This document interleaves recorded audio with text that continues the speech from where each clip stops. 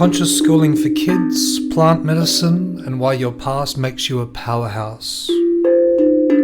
Today, Michael and Jay talk with Belinda McKnoulty from Mystic Kidz about her incredible new conscious schooling programs and so much more. This is Music, Spirit and Accountability, episode 18, with Jay Hode and Michael Cooper. All right, here we are today with Belinda McKnoulty. BB, I'm so excited to have you here today. BB is my code name for you, and a lot of other people, I think. BB, you are the creator of Mystic Kidz and some other incredible projects. Welcome to our podcast today. How are you feeling? Oh, super pumped. Yeah. Super pumped. It's exciting to be on here and to be able to talk about whatever it is that, unfolds. So maybe we could start with the Mystic Kidz journey, and if you could tell us a bit about that. I've been blown away by seeing what you're creating here and giving this incredible outlet for kids, for kids to go to and soak up that magic. What's that all about, BB? Yeah, Mystic Kidz came about. So we launched at the beginning of the year, and so seeing that there was such a gap in disability services and kids in general, so not like trying to put them in a box, but showing them a way that they could, emotionally regulate, behavior management, social skills, and that sort of thing. In the times that we're in, everything is electronic. Like they're all on their devices, and those basic social skills and communication and being able to regulate just aren't there. And it's not taught in schools. The teachers are so busy with paperwork and everything else that it's just not available. So we bring them in. We have two groups going at the moment. And the first two terms was all about bringing kids in, regardless of whether they had funding, regardless of whether they could afford to do anything, and like parent-wise. And so we had, I think we did 10 sponsored spots in the first two terms. So from a business perspective, that was just my time. That was my time bringing these kids in to start working with them, to show the parents how we could give them tools and tips on how to do that. So being a mum of four, there's so many of them. Being a mum of four, we've had everything. We have had everything come through, down to anorexia, ASD. I could rattle off an entire alphabet. I wish that I had me in the early years that could look at things from a different perspective and actually feel into what these kids need. And that's just love. They want love and connection. And that's what they get. So 100%, baby. That's just, such a magical sharing. So what sets your space apart, like you said, compared to schools? Obviously, I guess it's the one-on-one attention, right? And your unique skill set. So, I guess from your heart, what do you feel is really separating you apart and making this so magnetic for so many? Yeah, I think it's because we've created an environment here. So down at the studio, so we have like a whole heap of sensory mats. So we've got, like, our place is full now, and that's come through donations as well. So we've got the whole place is full of sensory mats. We've got the blue lighting for the nervous system on the roof. So everything that we do has a purpose, but the kids don't realise it has a purpose. So in their minds, they're blowing air out of their mouths like a whale, right? When really they're doing breath work. So we're working with them in a different way. They learn the meditation. We have the drums, we have, rattles, a whole heap of stuff that we're getting them to do, and they're actually able to unleash. They have to share, so they're actually learning those basic skills that, mum and dads are so busy now that, we forget about those things, and we don't have time to sort of bring that to the home front. So that's where we come into play. And they just come in and play. And snacks, they eat consistently for the hour. That's so cool. Yeah. I love how you've kind of, sort of disguised the breath work as whale breathing, and the medicine music and shamanic, music as, beating drums and all this, which I guess is what it is, right? But wow. So cool. And you're Yeah. based down in Brisbane, right? Or up in Brisbane? Yeah. Yeah. Yeah, we're in Cleveland. So we're in the Redlands. So we're halfway between Brisbane and the Gold Coast. Okay. Great. And what led you to creating this? Because there was such a gap in the system Yeah. um, between like when all the lockdowns, all that sort of stuff, we actually missed out on all of our therapies, and I watched the kids go down really quick. And for me, that wasn't okay. We'd worked so hard, and it was there needs to be something in place because the wait lists are so long. You can't get into a pediatrician for at least 18 months. Wow. So at least 18 months. Psychology is the same thing. Psychiatry, all of those OTs, all of those skills that they want you to work with, like all of those people, you can't get in to see them. So that's where we bring it in. So I'm a certified kids coach.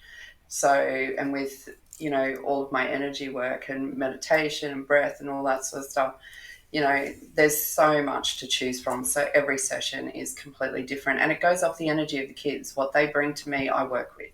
So I'm not trying to change them or shift them. I work with how they are at that time. So, mm. Mike, I'll hand it over to you, brother. Anything you want to share at this point? Yeah, I wish there was more of this in the mainstream school systems. Even like 10% of this. Um, I know it can sometimes get chalked up as woo-woo or spiritual, but it's not. It's actually physiology. We need to learn to regulate our nervous system, and if our desire is to eliminate all trauma, the best thing we can do is learn to regulate our nervous system. And as kids, our parents weren't taught this, so how can they teach their kids? And what you're doing with the school sounds exactly like that. You're helping slow down the onset of more trauma and even potentially unwinding some of the existing trauma that's there because you're teaching these kids to regulate their nervous system. Between 0 and 3, we can't regulate our nervous system, which is why we need parents so dearly. And as in our formative years, this is where we accumulate most of our patterns and behaviors from the traumas that were created because we couldn't regulate our nervous system. So I would love to see this in the mainstream, just to help all of the people understand that there is a way that I can feel safe in my own body. And it's amazing that you're working with at least, getting to some people out there and probably the people who really need it as well. Yeah, it's just so amazing, like to watch them come in and then to leave, like they can have their meltdowns. I get all of their secrets. So, Yeah. and it's just magic, and the parents come in, they're like, oh, thank God, like they can't wait to come to Mystic Kids. Or on Mondays we do Monday Monkeys, because it's the little ones, like they're 3 to 6. So we're hitting those age groups before it sort of gets there. And then we've got teens coming in 1-to-1 because it's, like they don't want to be with the kids, which is great. They've got their own stuff going on. But it's, like we keep the pricing so small that, we can do this. And if they can't afford it, I bring them in anyway, because that's just what I do. So, Yeah. like if I see that there's a need and, a parent comes to me and they say, we're so desperate for help, I don't know what to do. And they're standing in front of me crying, and really reaching out, because that's the courage. That's where it takes us, like they've recognized that there's something going on. They're not coping. And the hardest thing to do is to ask for help. And I won't Mm. turn away that asks me for help, especially when it comes to the kids. Did you notice when you were setting up, Belinda, was there, and I don't know if there's a regulatory body that you need to go through, or is there a process and red tape? But did you find that there was, at a bureaucracy level, there was a level of stonewalling or a level of making it harder? Yeah. Can you talk to that for us? Yeah. Yeah, absolutely. So I operate as a sole trader because I won't go through the registration process with NDIS. One, it is ridiculously expensive, and two, even on the support groups for NDIS, when you are advertising that you are a sole trader, they will try and knock that down because they don't understand the process. So Okay. I have, 20 20 modalities under my belt, plus the kids coaching, plus a whole heap of other stuff. But yet that's not enough for government bodies. Not the fact that I've lived through, so much trauma. It's ridiculous. And I'm still standing here.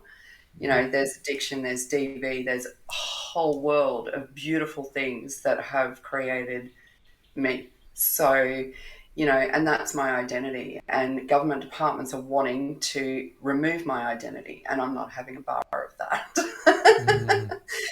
Yeah, and this is where the kids get caught up, the parents get caught up, because it is so ridiculous, the processes that they want you to go through just to receive help. So we don't do that. So that's workaround. Have you found a workaround, or is there something in the pipeline where you could possibly scale this, or does it come back to private donations, charitable, gifts from some wealthy individuals, maybe? I don't know. What's the process to scale this, because it's needed, right? Yeah, it's coming back to private donations at the moment. So where we are, I've got about 55 square meters, and my healing and massage and coaching, that is what is actually supporting Mystic Kidz at the moment. So the girls are about to run. My coaching girls are wonderful. They're amazing. They just want to keep doing. Tribal Moon Cacao managed to sponsor, students for last term, which was amazing because that was from the sales. So any of the profit that's made from that was going into being able to sponsor these kids so that they could come through. Government organisations, I've had meeting after meeting after meeting, and they're not interested because I'm not non-for-profit. And that in itself is a process that we are looking into. Yeah. And a big process as well. BB, the thing I love when you explain something and then you finish up with your cheeky laugh and your cheeky smile. To me, it's so warming and so comforting, and all those beautiful offerings that you have. I just feel just a presence on top of that incredible safety and trust that you provide, and I feel like Michael and I are also really proud ambassadors of holding that energy for so many kids and teenagers and adults, and it's such an honor these days. And the fact that you've created that space for those kids to come to a physical space that they know that they can go in that crazy city that you're in. Some of the stories that you've shared with me and some of my other kids' parents that I mentor in that area are insane, like next level insane, and it seems to be consistent. I've been mentoring kids in Melbourne and Sydney and Perth recently, and there's a lot of the same things going on. So it's a different world out there, it would seem, than it was when we were that age. So really honouring that space that you provided there, and that safety and trust for those kids to share their secrets and know that they can, and just to be themselves. And I think that way you're able to call them on their own bullshit in that space is really sets you apart. So yeah, I don't know, I'll just let you speak into that. What's coming up around those things I just said? Oh, look, I'm just so grateful that I can be here for them, and and for the parents as well, because a lot of the time we don't look after ourselves. It's just a given. Like everyone comes first, and we've been doing a lot of work. I've been doing a lot of work with the parents that are coming in on just shifting just that little bit of the thought pattern. Like if we're reactive, they're reactive. Our energy is reflecting their energy. Their energy is reflecting our energy. So by bringing the parents into the space, what I'm finding is that there's quite a few mums that will just throw themselves down on my floor and they just lay. I had a client the other day and she fell asleep on the table. So I walked out and made a cuppa and left her there. So she needed a nap. I had nowhere else to be. So yeah, it's just beautiful. It's amazing that we can do that. And with the crime rates that are around here, and the influencers, like social media influencers are, I'm a big one for that, because you can just watch it all unfold. And we didn't have that. We didn't have that. I mean, I did anyway. I went and played up, but we didn't have all the electronics. We didn't have all the, I don't want to use the word bullying, but the nagging. We didn't have any of that. So we grew up, we learned our lessons quite young and quite early, most of us, and we went through that. Not everything being smashed all over social media. So having them here where they've actually got to do face-to-face contact, and where I can see straight through them. It's the same with the parents. Like, what I didn't realize, I was my kids', worst person, because I was the one that held them back. So with my own insecurities and my own projections, and being able to go into a space where I can now share that with other parents, their kids have a chance of actually being able to be their own little individual selves. Mike, That's I a feel big like I've got to let you go now, brother, because I can only imagine what's coming up in your heart after what BB just said. Yeah, 100%. Thank you, brother. Thank you. BB, this is just an invitation, and I've adopted BB. I normally call you Belinda, but I've just Chase said it a couple of times, and now I'm using it. So, just an invitation. From my experience, I see this is a passion project at the moment with other multiple parts of your businesses sort of propping up Mystic Kidz. It really came to me that this is a passion project, and it will eventually morph into the fully sustainable, self-functioning part of the business as well, which will be amazing to watch. But I find these passion projects come from the heart, but most importantly, they come from the past. And our past always dictates our present moment. The things that happen to us, our pains, our voids, the things that we had to navigate in our youth, bring us into this present moment, which put us on our purpose. So I would love, if you're open to, and how far you're willing to go, because I could probably see there'd be a direct correlation between the work that you do now and maybe some of the things that you experienced growing up. And I would love to share that with our audience as well, because it's my feeling is it comes from a deep place of knowing. Yeah. Good one.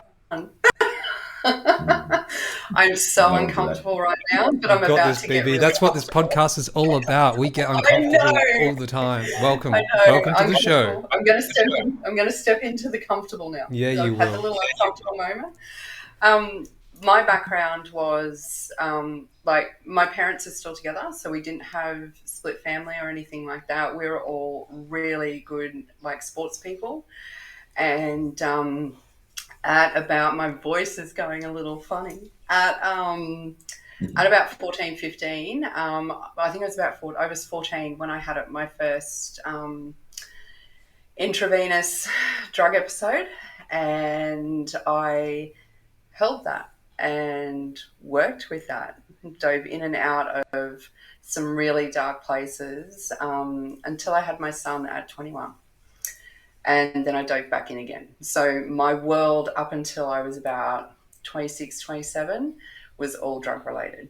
And then it turned into grog, then pharmaceuticals. Meanwhile, my son was, he was struggling. He was struggling. I kept moving him around. But I was so selfish in my approach back then that he now goes through, he struggles with anorexia and has since he was 13. We were both involved in DV. And then we had my other son. So my life to date has been about hiding myself and hiding my kids. So not actually smothering them, not actually letting them be who they need to be or have that freedom or that independence. So, when it comes to now, with my other ones, I've now found that my youngest one now has this attachment to me. When I'm trying to break my attachment side of things, she's now attached to me. So that whole world of hiding away because I was too scared to come out, hiding away because I was too scared that, ex-partners or whatever, and family members were actually going to find me and take everything from me. That was my story. So there's a whole heap of other stuff, but that was the part of it. And then coming into a place now where I know now that I could have done things differently, but I also know that they happened exactly how they needed to happen so that I was here. So it's taken a lot of forgiveness for myself, not to anyone else, not to anyone else, because I'm a big believer that I need to forgive myself first and everything else will just fall into place. It doesn't matter what someone did. It doesn't matter, how bad situations were. What matters is, that I forgive myself and that I'm in a place now where I can look at it and go, yeah, it happened, but I'm okay, and allowing my kids that freedom now, which has taken a lot of deep, deep surrender, really diving in deep and finding myself. So, and I reckon I'm there. I reckon I've got it now. So 15 years down the track and here I am. So it's a slow process. It's always a slow process and a never-ending process. Just want to acknowledge that moment for you to share that with our listeners, that vulnerability and that openness to share our stories, because I'm sure there's a few people listening who are also sitting there as like me too, whether I'm in that right now or I've been there, that was me too. And maybe that gives someone some hope, or it gives them a beacon of light to go, if Belinda can do it, maybe me too. And so thank you for sharing that. And honoring you also in that process, that your ability to alchemize those, what we can call lessons now, but at the time we didn't see them as lessons. We see them as deep, dark nights of the soul and painful moments and deathly moments. And we can't see the forest for the trees at that point, but to alchemize that into a point where you can now use it as medicine, which may be a leading point for Jay, but that may be that you alchemizing this into medicine to give back to the tribe, to give back to the community and help those that are currently navigating those, where you didn't have someone to guide you through that. Where having been there, you can now do this. Hey guys, there is a path, and let me show you, I've walked it, and this is the fastest way out. So just honoring you for that ability. Yeah.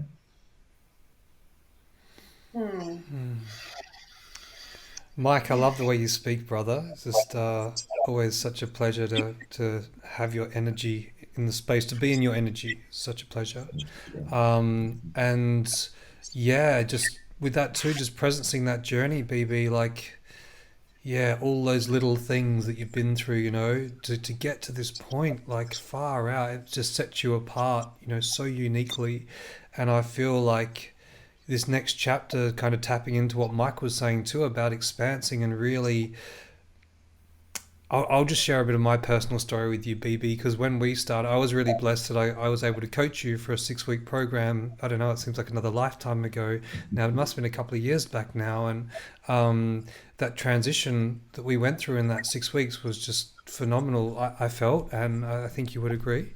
And seeing all these amazing things that you've created, ongoing from that, and seeing you step into your power and speaking your voice and owning that energy, and now really just tapping to what Mike said, that next stage of up leveling that into this business. And yeah, I guess at some point finding that that crossing of course you want to welcome those people to sleep on the floor and rest, and of course you always will, and whatever else you can do to offer those services.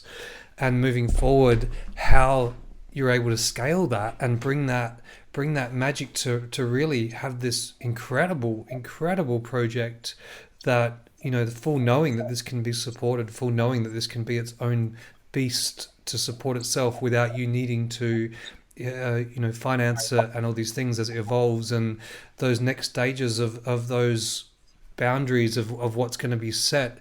Do you have any thoughts around that at this stage, or do you need any help with that? What do you feel with that?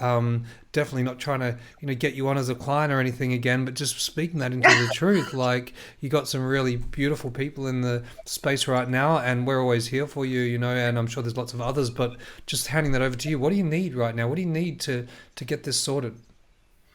I think what we need people to be aware that the services are there. That's the big thing.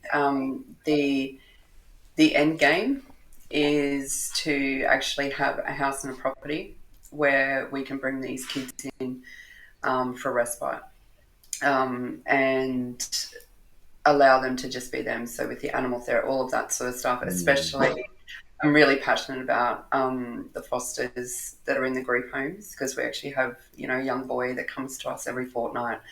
And these kids, they need adults that, that aren't going to judge them and that are just going to hold them, because ultimately that's what they need, and they need to be able to voice. They need to learn how to talk. You taught me how to voice, Jay, because before it wasn't like I was saying nothing. I was just doing my thing and plodding along, and didn't actually own any aspect of myself. I was happy to just, be me. And then it was like, then I found this voice, and it's like, if I could advocate for, all of these kids, I feel that is a big part of why I'm here. That's a big part of the mission is, to be that voice and to show people that there are another way.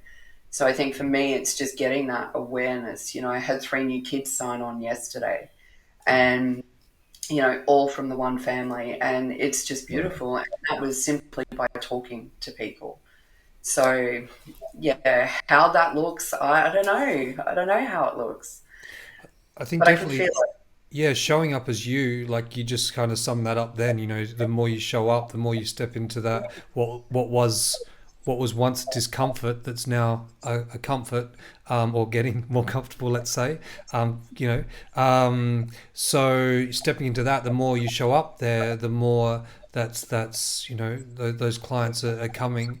And if you kind of break that down to really, I just wrote down marketing and traffic, right? Marketing and traffic, and getting those ducks aligned in this current day, in this changing world, where whatever you were doing on social media or whatever else 6 months ago is probably not even relevant in the ballpark anymore. Keeping up with those changing worlds. So just getting that traffic, because you've got the thing. It's just getting really clear on those offerings, which you seem to be as well, and then getting that traffic in that, and showing up in those places where, because it's you that they're coming for, and the space is all incredible as well, but it's you. Without with tribal moon cacao, without me showing up there in that space, it just goes every time. And as soon as I show up and just be me, it just goes back up again. And it's so true. It doesn't matter whether it's our own projects, our passion projects, for me, my music schools and stuff, or a chocolate thing, which is not really related to anything that I do with music. It just came about from the journey. But anyway, it's really interesting. Yeah, it's just so beautiful. It's and like I sit back, and why I was so excited to come on is because I've sat back and I've been watching your journey, I've been watching Michael's journey, and it's just like, to have strong, beautiful men that are prepared to speak. We as women, like, they find that, we're told that, we speak. We're the ones that are advocating for the kids. We're the ones that are doing this, doing that. But then what they don't realise is that there are people like you and Michael that come into a space and you hold such a profound amount of energy and wisdom. How beautiful to like weave that in. Yeah, thank you so much, BB. Really, really receiving that. And I think just tapping in, we've had a few glitches today with the internet, so just presencing that too. We're trying to make a coherent conversation here. You're doing a great job, BB. I'm feeling like, just to tap into maybe the plant medicine side of things, you come from a background, as you mentioned before, of kind of the opposite world of spirit, well, let's say plant medicine, at least the opposite world of that, in maybe the pharmaceutical world, and some of these really quite heavyweight man-made drugs. And at some point you've made somewhat of a transition into the plant medicines, and you now have a wealth of information on the medicine and also how they work with the body. Could you speak into that, and maybe a bit about how the journey transitioned and how that works with your medicine today that you're offering? Yeah. With the background, like it was all synthetic. It was amphetamines, it was art, whatever it was. It didn't matter. And coming into this world, so my journey started probably about 15 years ago. So I've been playing with the healing arts for about 15 years, and coming into the world of plant medicines, it was such a huge point of growth because I went from drugs to pharmaceuticals to alcohol, back to drugs, back to alcohol. So now there's none of that. But my thing is that I couldn't do anything because I had that addictive personality, and I was going to go back into that. Right. So that was where my thinking was. So I found a beautiful, beautiful gentleman, and I was working with some medicines. And my first journey was one of all of my sight and everything was taken away. So everything was taken away. Um, and that then threw me back into that no control. When I was on the drugs, I had control, right? In my mind, I had control. So that was one of those deep surrender moments. What I'm finding now, and I've held so much space around plant medicines, help people through their processes and understand. I have a very good understanding of how the body, mind, and spirit works. So what I have found now is that you'll have people that have had those types of addictions now going into the plant medicine. So I heard a story a few weeks back where someone had sat 14 times in 3 months with ayahuasca. Whoa. Ridiculous.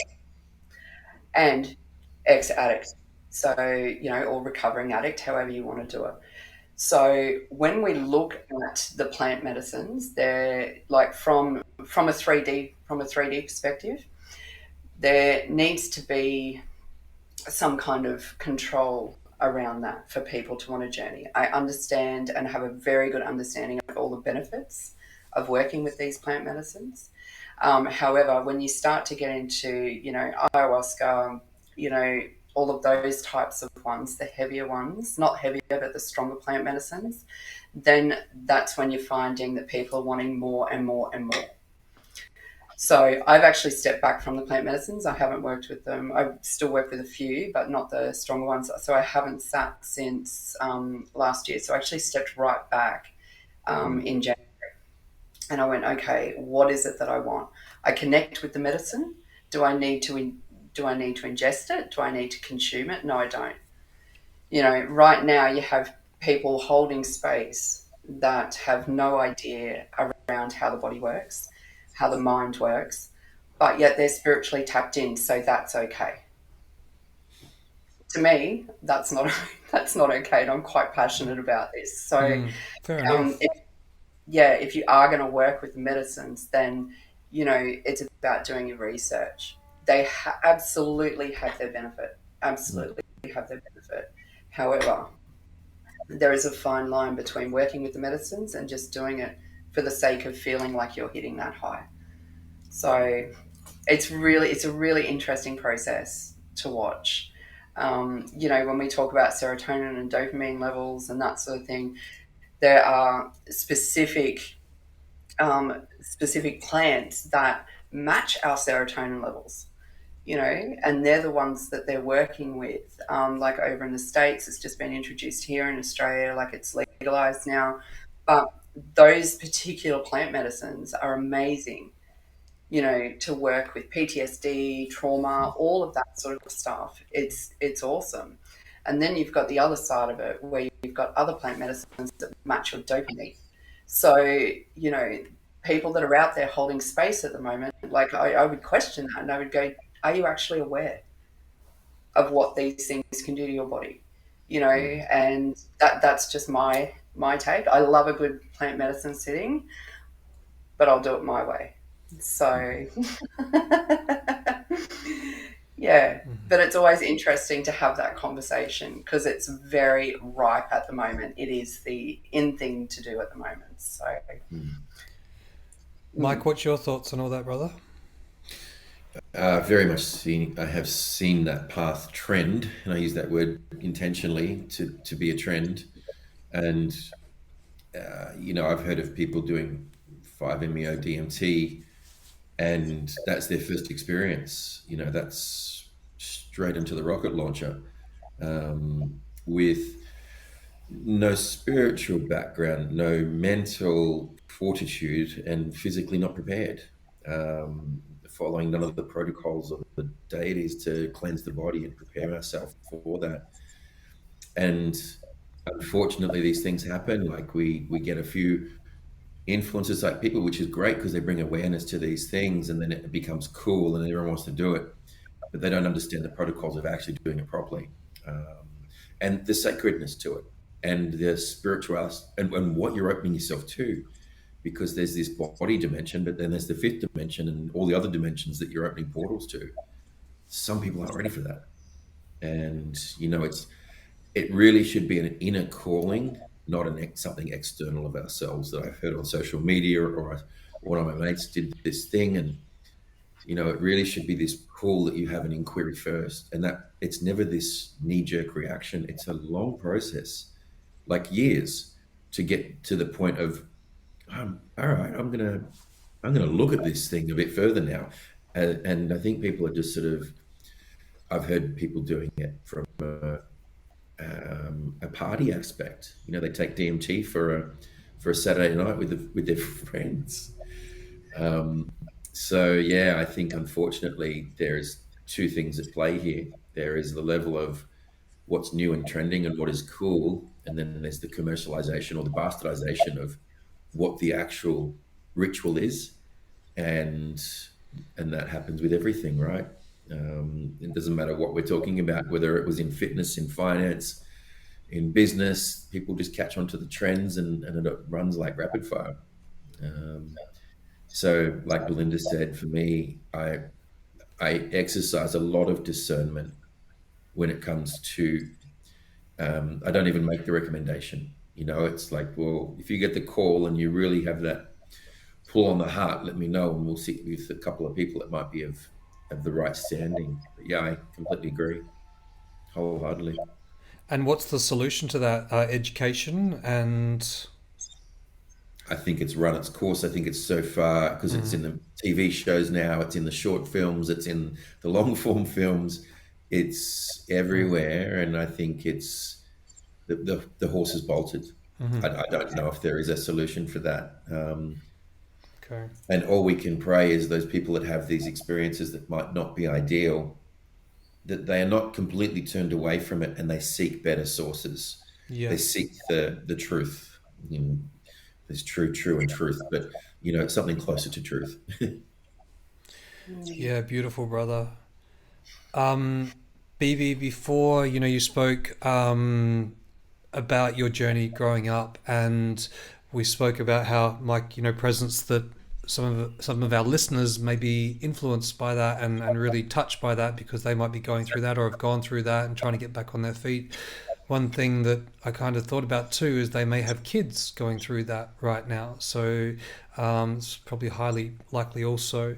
So I'm really curious if you're open to sharing what your pivotal change was that made you get your shit together, so to speak. Like you said that during that journey you had a child and you stopped, and then you went back on that other journey, and then at some point something changed and led you on a journey. So I don't know if you want to go into the story or not, but what was the energy behind that? What shifted, and where to from there? Like, where do you begin your new life from there? This is one of those uncomfortable, but I'm going to get comfortable in it type moments again. The pivotal moment for me was I was pregnant with my second, and this was the DV situation, and I was driving out to Bribie Island, and I had my son in the back, and my partner at the time was beside me, and I was driving down the road, and he grabbed me around the throat while I was driving, and he yelled at me that I tried to kill my son, you know, when he was newborn. And I was doing drugs at the time. So my son was awake for 24 hours because I had fed him. Now, I don't speak to this. So good one, boys. So we're sharing this right now. So I had fed him when I was high, and he was actually awake for a ridiculously long period of time. And I had been vulnerable, and I shared that with this partner, and my son being in the back, and he has grabbed me around the throat and lifted me up while I was driving the car with my son. And I pulled over. He said, I need a drink. You need to stop, and I need to get a drink. And I said, okay. I pulled over at a little set of shops at Bribie Island. He went in to get a drink, and I drove away with my son. And I never saw him again. And I was pregnant with his child. So that is, that was my pivotal moment. This is not going to happen again. I'm not going to let myself do this. And then that went into hiding, like literally hiding my two kids. So the godsend was that my mum and dad were actually building a house, and they moved into the house with me that I was living in at the time. So that was the pivotal moment for me. Yeah. So I was 29 at that point. Yeah. Wow, baby. Thank you for your story. Thank you for your bravery. Thank you for your mission in this lifetime. You are such an inspiration for so many. I'm sure there's people tearing up, including myself right now. It's just, that's just, thank you, sister. Thank you. But if we can't share this stuff and we can't be vulnerable, how do we expect people to come to us and bear all? Yeah. Like this is our mission as well. This is our job. Like we own who we are. This is our identity. So, to be able to, even though I'm very uncomfortable, I'm a little bit more comfortable now that I've got it out, but I can feel my throat tightening, like it was tightening as I was speaking. So that's where the courage is. And we all have that courage in us.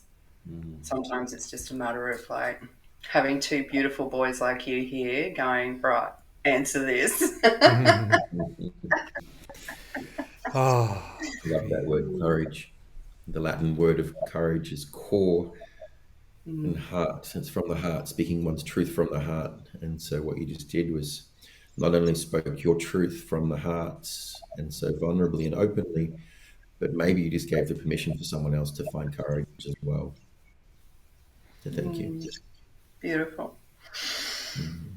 How you feeling, BB? Oh yeah, I'm good. Yeah. Yeah, I could sit here for hours and just chitty chat. Yeah.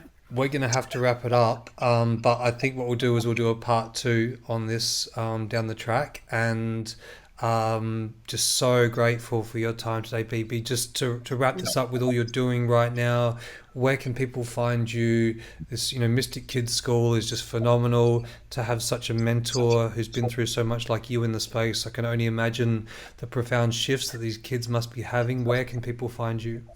So the website is there, or they can reach out directly. So and the website is the website's www.mystickids.com.au. Yeah. All right, awesome. Thank you, guys. I think we'll wrap it up there, and until part 2, we'll see you all soon. Thanks, Belinda.